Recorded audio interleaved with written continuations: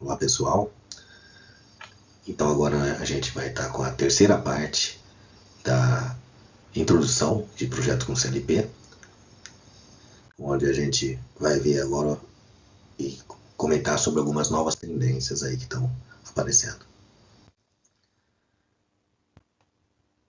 Essas novas tendências, ou o que já estão aparecendo, ou que já estão se consolidando agora, atualmente no cenário de automação industrial, tá? Então, vão ser separadas aqui relacionadas ao software, ao hardware e ao projeto. Então, vou comentar sobre a parte de software, onde as novas tendências estão sendo elaboradas nos próximos níveis da pirâmide de automação. A gente sabe que o controlador lógico programável, o PLC, ele está exatamente no nível mais baixo, junto com a parte de integração ou captura dos dados, e processamento que é realizado na fábrica. Tá? Então, é onde a gente tem aqui essa parte de chão de fábrica automatizado. Tá? A gente tem uma interconexão aqui entre a parte de planejamento e controle da produção, que já são os níveis mais altos da pirâmide, até chegar praticamente no topo da pirâmide, onde a gente vai estar trabalhando com as estratégias administrativas, estratégias de funcionamento da empresa para que ela tenha sucesso na sua produção. Então, nesse meio termo aí, tá, a gente tem uma ferramenta poderosa que já emergiu e já está se consolidando, que é o MES, o Manufacturing Execution Systems. Tá? E vai realizar toda essa integração entre essas três, vamos dizer assim, três níveis da nossa pirâmide de automação. A característica então do MES, ele vai tratar aí de desenvolvimento e uso de técnicas de IA. Então, quer dizer, pode ser colocado outras técnicas diferentes para poder auxiliar essas estratégias, gerenciamento, planejamento da produção e até mesmo no chão de fábrica. Tá? Existe um reforço da necessidade de interação com o homem, entendeu? Então o homem, ele já, como a gente pensava antes, já não é dispensável totalmente da produção para ter uma produção eficiente.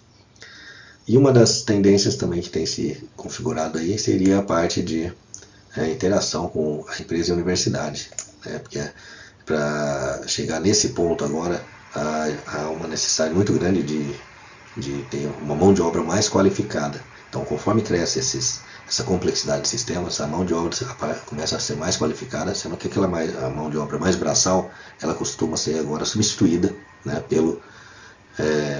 pelos elementos de automação, os elementos robóticos aí. Então, o MES, que é da tradução, que é a sigla de Manufacturing Execution Systems, tá? Foi instituído aí por uma sociedade, que é a chamada MESA International, que identificou, dentre uma variedade de sistemas de manufatura, 11 principais funções possíveis para esse MESA fazer essa conexão entre esses elementos, esses níveis de automação. Primeiro, programação das operações. Alocação e monitoramento de recursos. 3. Despachos de unidades de produção. Controle de documentação. Genealogia e rastreamento de produto. Análise de desempenho. Gerenciamento laboratorial. Gerenciamento de manutenção. Gerenciamento de processos. Gerenciamento da qualidade. E a coleta e aquisição de dados. Então, esses 11 principais elementos, essas 11 principais funções do MES aqui, é o que a gente incorpora para poder tentar fazer essa conexão entre esses níveis da pirâmide. Então, o que é o sistema MES? Aqui tem um exemplo aqui de um sistema chamado Plant Suite, que ele é um sistema de software totalmente customizado para cada tipo de empresa. Ou seja, eu tenho aqui vários módulos, aqui tem vários módulos diferentes que podem ser customizados dependendo da empresa. Uma empresa normalmente não precisaria também, pode não precisar de algum desses módulos. Então, de repente, eu não preciso ter na empresa o gerenciamento da rastreabilidade do produto. Então, quer dizer, o que que acontece? Esse software agora, né, esse sistema MES, ele vai fazer toda essa integração através de um sistema computacional, tá? Permitindo com que eu tenha informações confiáveis do chão de fábrica, tá? Ou seja, para poder fazer uma análise mais precisa, né, fazer uma análise mais precisa das minhas variáveis de chão de fábrica, e de forma que eu possa tomar decisões mais corretas possíveis no nível de gerenciamento. Então, assim, normalmente, se a gente pegar as informações que vêm do chão de fábrica e de uma empresa que não tem automação, essas informações elas podem ser maquiadas, né, extraviadas, de forma que a gente consiga pensar que o nível de produção está de uma certa maneira, mas na verdade a gente vai ter problemas aí na hora de tomada de decisão por causa disso. O que acontece, né? Como eu tenho tudo automatizado no chão de fábrica, eu tenho todos esses elementos disponíveis e interligados via rede, aquelas redes que a gente comentou, né, nos slides anteriores, né, na parte da introdução. A gente tem então disponíveis aqui desde que níveis de produção que são atualizados, né, em planilhas do tipo Excel, por exemplo, em planilhas que são disponibilizadas para gerência, atualizadas online. Então a gente tem elementos online, a gente consegue visualizar, né, quantidades e variáveis da produção de forma online também, na forma de gráfico de tendência. Isso são informações reais de chão de fábrica que vão fornecer para a gente a melhor tomada de decisão, né, na hora das variações ou interferências que eu tiver no meu sistema de produção. Então as aplicações que a gente tem, né, para isso, tá, pode ser listadas aqui, ó, como o acompanhamento da produção e relatórios em tempo real, então relatório em tempo real, gerenciamento da produção utilizando indicadores de desempenho, performance, integração de dados. Então a gente tem uma importante coisa agora, integração de dados de qualidade. Então é importante ser qualidade dos lotes produzidos, então são os dados reais que estão sendo transmitidos. Identificação da causa de parada e perda da produção, então posso saber qual máquina que está com defeito, ou o que está acontecendo, que está em manutenção, isso tudo em tempo real.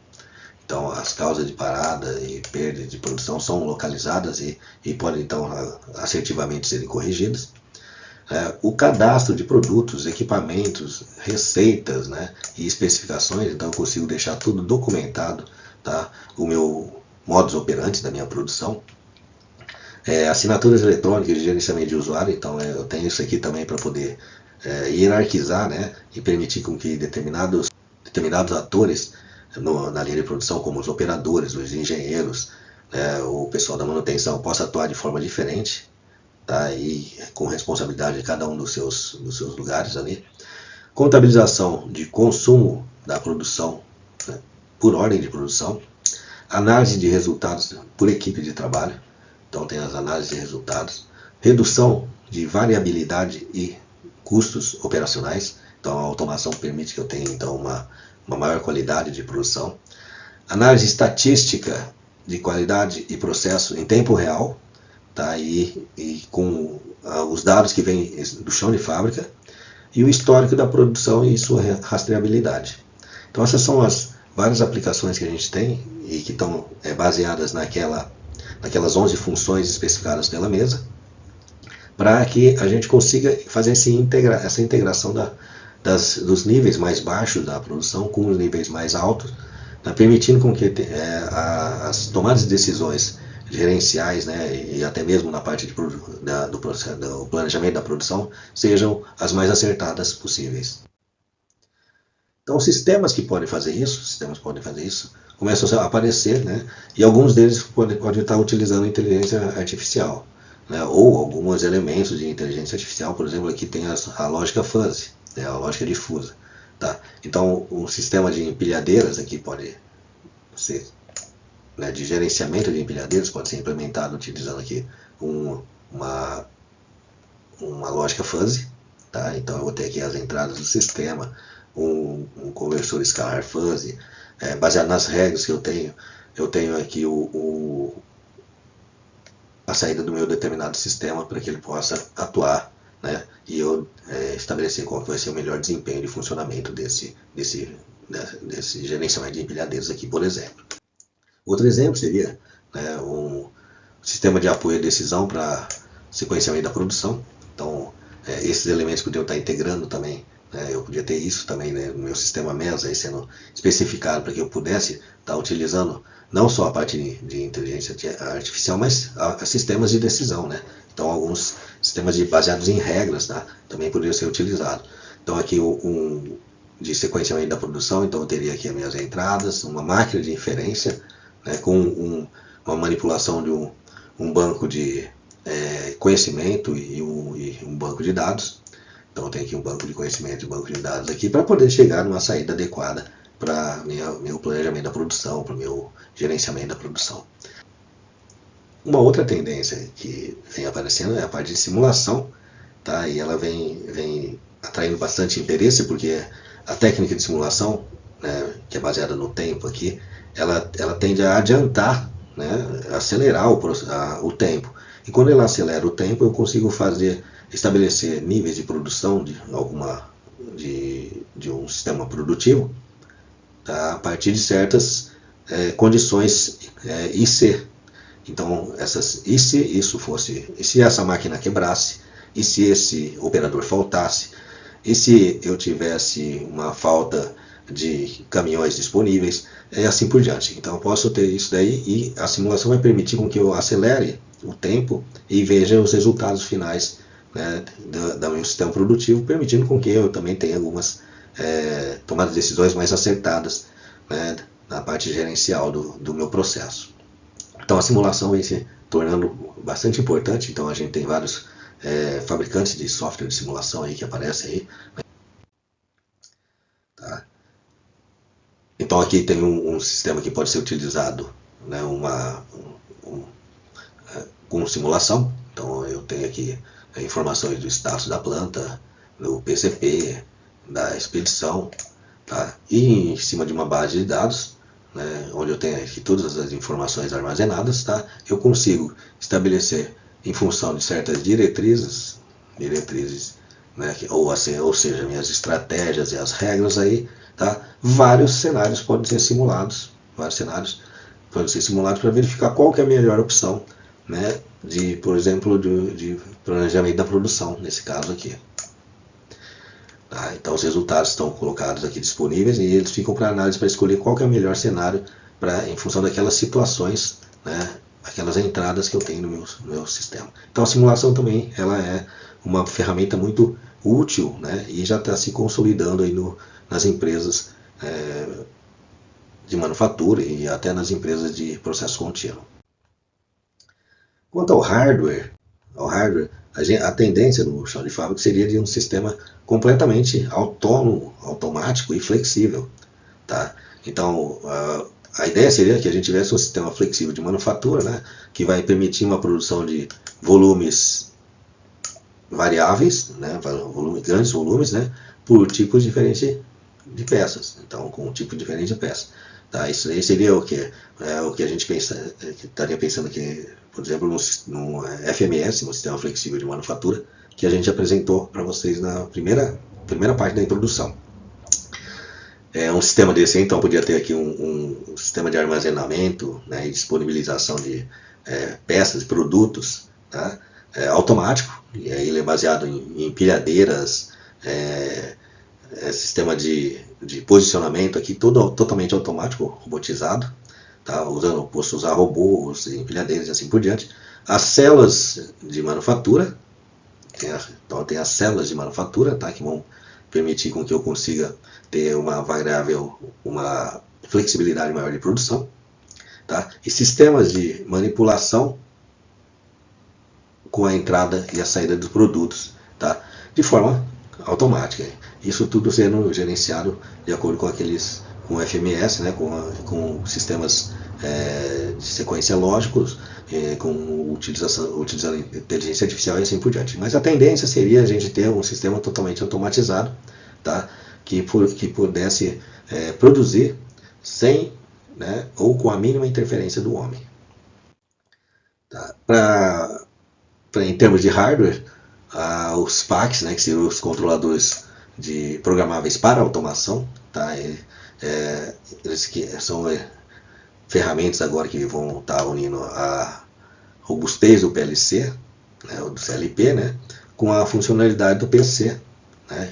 Ou seja, eu consigo ter ali uma flexibilidade maior de programação, uma flexibilidade maior de integração com sistemas de acordo com sistemas via web, né, em rede, né? Eu consigo ter mais flexibilidade também de programação de alguns dispositivos diferentes, né, baseados em técnicas ou métodos diferentes, como inteligência artificial, tá? Programação por exemplo, em LabVIEW, né, sistemas próprios para poder coletar dados, né, flexibilidade para criar sistemas de medição e controle complexo. Então aí eu posso também trabalhando aí com códigos de linguagens como o do LabWIN, do MATLAB, Simulink, né, para fazer essa programação. Então esses controladores aqui, esses PACs aqui, tá, eles vêm surgindo como uma alternativa para a gente integrar vários sistemas diferentes e produzir e implementar várias estratégias de controle diferente aí nesse caso aí para motores aqui, ó, motores para sistema de processo e assim por diante, tá? Sistemas robotizados, né? Permitindo uma facilidade maior de integração desses elementos aí, né? O que pode ser um problema para alguns CLPs aí nesse caso aí. Em termos de estratégia de controle, né, muitas estratégias de controle baseadas em inteligência artificial já estão disponíveis em vários controladores comerciais. Então, controladores baseados em lógica fuzzy aqui são bastante utilizados. Também controles baseados em redes neurais, né, já tem disponível em vários controladores.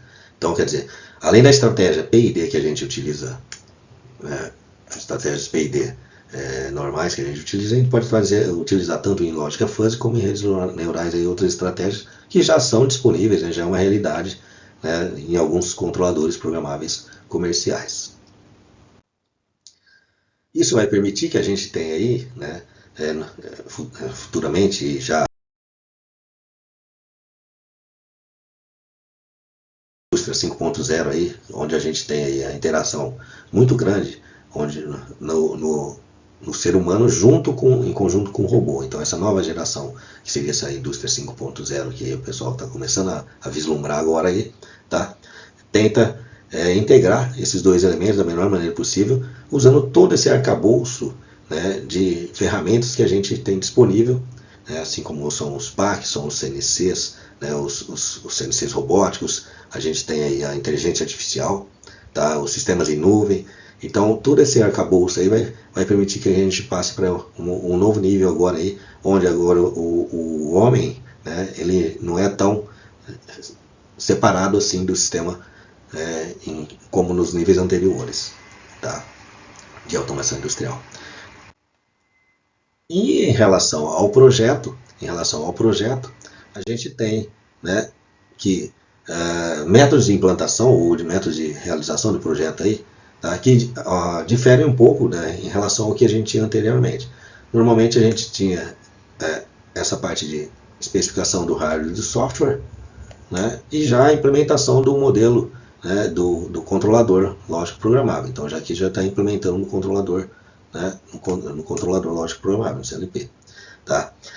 Várias ferramentas agora começaram a explorar a parte de engenharia de software, ou seja, mais precisamente, né, essa parte aqui onde eu tenho aqui a definição do sistema, né, a formulação de um modelo conceitual do sistema e a partir dessa formulação desse modelo conceitual aqui, fazer a verificação e a sua validação antes de implementar ela ou passar para essa fase de implementação, especificação do hardware e software e implementação.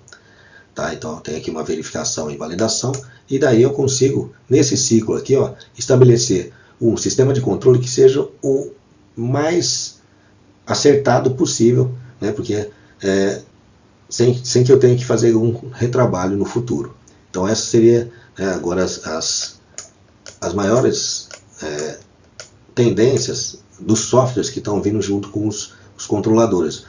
Ou seja, são softwares que estão tendendo a tratar do problema, elaborar esse problema, verificar se a solução do problema contempla, né, o que se deseja do nosso sistema, e daí fazer a sua implementação depois no próprio elemento que seria o nosso controlador lógico programável. Tá? Então, linhas de produção flexível, né, que podem ter isso aqui, né, normalmente são sistemas mais complexos e que devem ser tratados com mais planejamento antes da sua implementação, principalmente quando a gente tem que fazer a integração de vários sistemas via uma rede de computadores aí, de sistemas, para poder trabalhar com o sistema supervisório. Tá? Então, para isso a gente precisa usar algumas ferramentas aí, e as tendências de engenharia de software, por exemplo, a gente usar, por exemplo, algumas ferramentas da UML. Então aqui os casos de uso, então, né, os diagramas de casos de uso são interessantes a gente utilizar, e a descrição dos casos de uso, que são, por pegar aqui nesse exemplo daquela linha de produção, tá? Estabelecer os vários casos de uso necessários para poder a gente já elaborar, né, a sequência de funcionamento. Na própria UML, né, ou seja, na parte de engenharia de software, a gente tem ainda os diagramas de sequência, que podem auxiliar a fazer isso daí.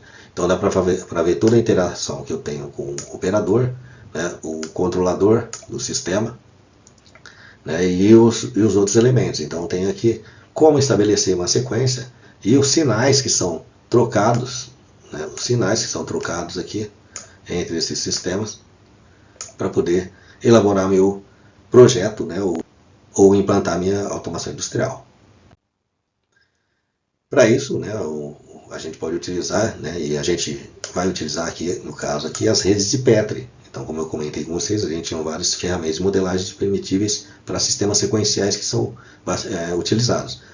E as redes de Petri, por exemplo, são uma opção por ser uma ferramenta matemática, tá, que eu consigo fazer depois, né, a validação, que é muito importante, então, para que eu possa depois implementar meu sistema de automação o mais correto possível. Ou seja, através daquele modelo de rede Petri eu consigo chegar na minha programação do CLP, e é isso que nós vamos tratar, né, nesse nosso curso, que a partir da programação do CLP a gente tem nosso automatismo, né, nossa automação completa. Isso tudo, então, lembrando, né, agora finalizando a nossa introdução do curso, que no nosso livro texto, que é o projeto com controlador lógico programável, a gente vai utilizar então aqui a modelagem em rede de Petri, tá? É um livro que está disponível para vocês no meu site, né? E tem ali, e a sequência é o nosso livro texto que a gente vai utilizar durante esse curso aí. Então a gente vai fazer toda essa programação com bastantes exemplos, né? E aí a gente vai implementar todos esses sistemas, seja esse sistema de processo contínuo, né, ou sistema de manufatura, tá, que a gente de forma automática aí.